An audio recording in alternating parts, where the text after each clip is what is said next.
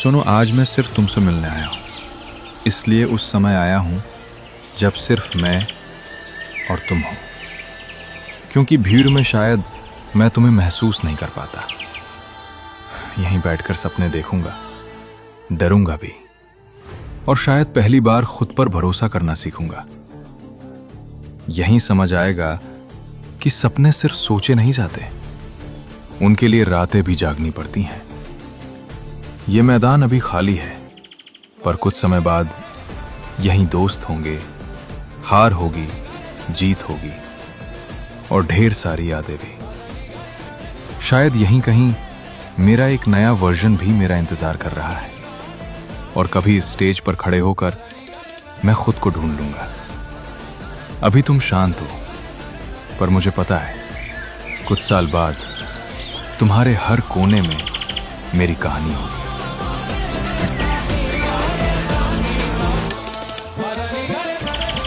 NIU, जहां सपने घर जैसा महसूस होने लगते हैं।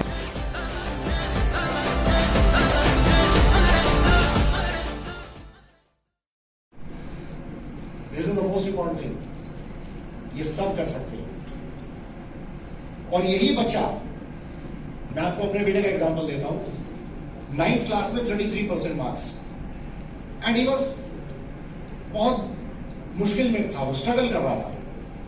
एंड नॉर्मली जैसे मदर्स होती है, कोई मदर कोई फादर एक्सेप्ट नहीं करता कि मेरे बच्चे के अंदर कमी है, लेकिन फिर भी हमने उसका साइकोमेट्रिक टेस्ट कराया और तब पता लगा कि उसको रीडिंग एंड राइटिंग डिसेबिलिटीज है। हमने इमीडिएटली 10th क्लास में उसका मैथ्स छुड़वा दिया, साइंस छुड़वा दिया। साहब ही स्कोर्ड 89% मार्क्स। 12th में ही स्कोर्ड 94% और फर्स्ट कट ऑफ के अंदर उसको जाकिर हुसैन मिला, दिल्ली यूनिवर्सिटी। ग्रेजुएशन 75% से पास किया, now he has become a lawyer, LLB किया उसके बाद फर्स्ट डिवीजन से।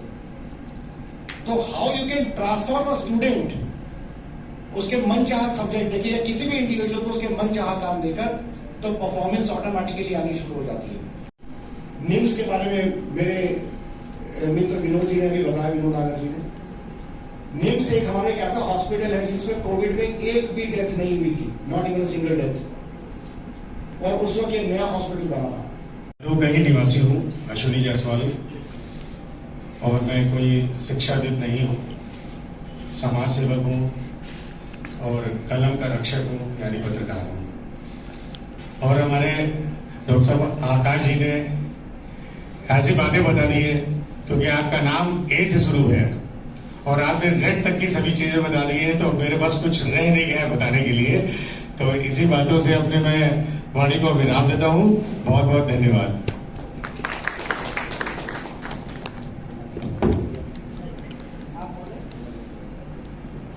साथ ही मैं आमंत्रित करना चाहूंगा, जायसवाल जी हमारे बीच में उपस्थित हैं। श्रीमान राजीव जायसवाल जी, आपका भी हृदय से हार्दिक अभिनंदन, वंदन, स्वागत। श्रीमान राजीव जायसवाल जी, साथ ही श्रीमान मनीष सिंह जी, श्रीमान मनीष सिंह जी, आपका भी हृदय से हार्दिक अभिनंदन, वंदन और आपका स्वागत है। साथ ही आमंत्रित करना श्रीमान नवीन यादव जी, श्रीमान नवीन यादव जी, श्रीमान नवीन यादव जी, आपका भी हृदय से हार्दिक अभिनंदन, वंदन, आपका स्वागत है श्रीमान नवीन यादव जी। साथ ही मैं अब आमंत्रित करना चाहूंगा आज के माननीय मुख्य अतिथि महोदय को, शिक्षकों का सम्मान कर उनका मार्गदर्शन करें, उन्हें कृतार्थ करें। मैं आमंत्रित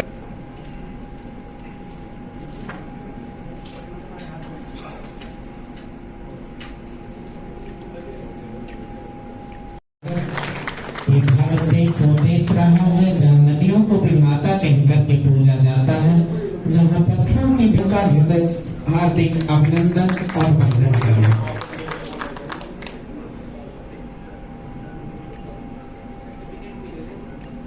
शर्मा जी को वो आए और श्रीमान अश्विनी जायसवाल जी को विश्वविद्यालय का छायाचित्र भी नंदन और वंदन करें।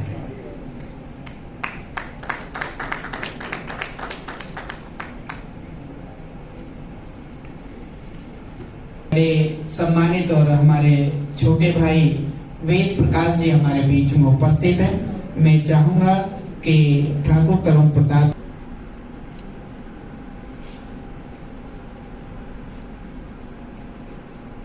को आगे बढ़ इस क्रम को आगे बढ़ाते हुए मैं आमंत्रित करना चाहूंगा श्रीमान अजय द्विवेदी जी।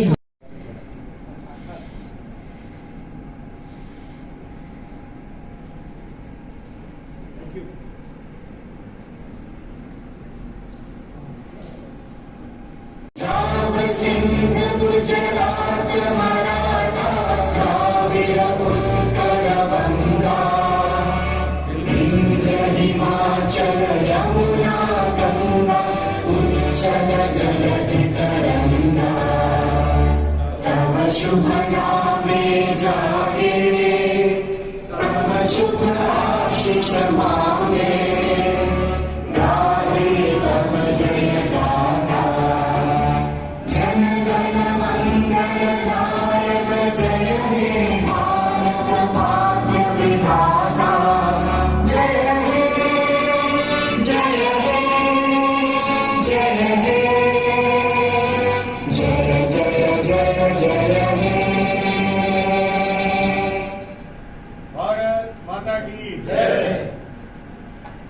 सभी से निवेदन है। Good evening, sir. Good evening. Today you are in the city of Lucknow. Please let us know the occasion of the same.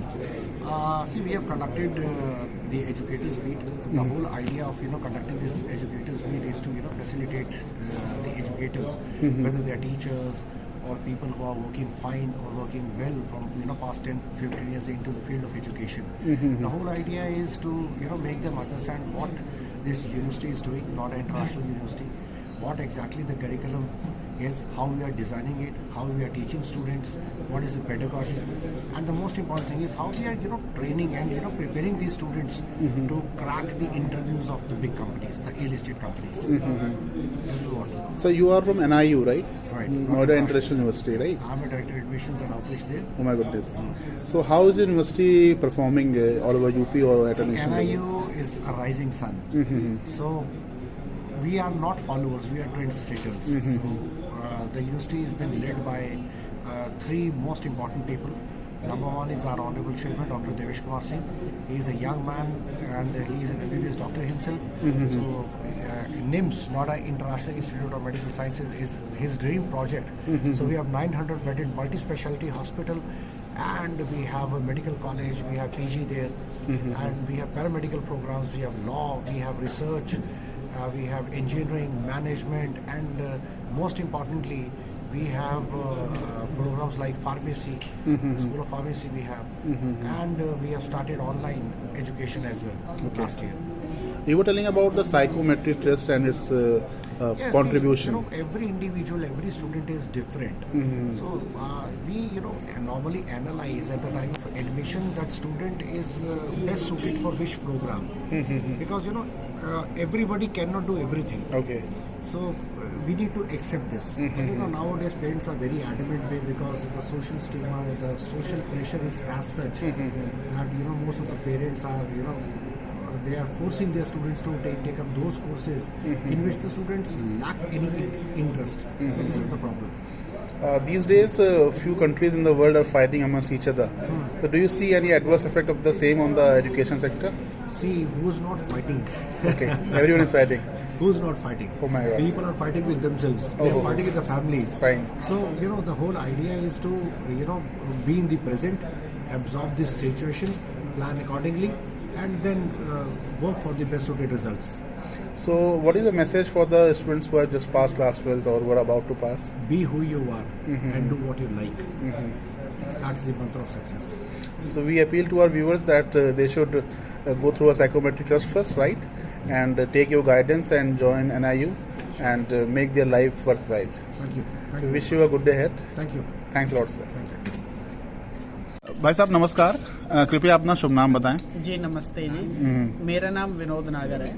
मैं नोएडा इंटरनेशनल यूनिवर्सिटी में head of the department school of education, और आज हमारा कार्यक्रम Hooda Fortune ITC Fortune hotel Lucknow में आयोजित किया गया, जिसमें हमारे मित्र अश्विनी जायसवाल जी हमारे साथ में हैं, संजीव श्रीवास्तव जी, हमारी बहन शालिनी पांडे जी, और हमारे भाई साहब हमारे राजीव जी। हमारे साथ में उपस्थित हैं। आज यहाँ शिक्षकों का अभिनंदन समारोह किया गया, जी। जिस अवसर पर जहाँ आज के इस बदलते युग में भी शिक्षकों के सम्मान में जहाँ कमी आई है, शिष्य और गुरु की परंपरा के बीच में दूरियां बढ़ी हैं, ये चिंतन का विषय था। जी। इस विषय को लेकर के आज यहाँ बैठक का आयोजन किया गया।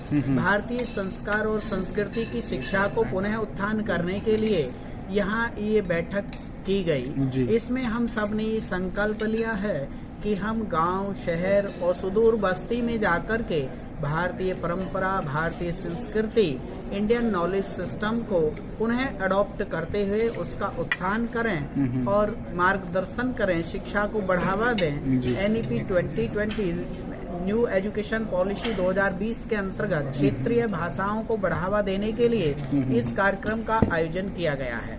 नोएडा अंतर्राष्ट्रीय विश्वविद्यालय एक ऐसा विश्वविद्यालय है जिसमें भारत ही नहीं अपितु भारत जैसे 65 देशों के विद्यार्थी विद्या अध्ययन करने के लिए आते हैं। 10,000 से अधिक विद्यार्थी विद्या अध्ययन कर रहे हैं, जिसमें 1,000 बेड का सुंदर और सुदृढ़ अस्पताल की व्यवस्था है।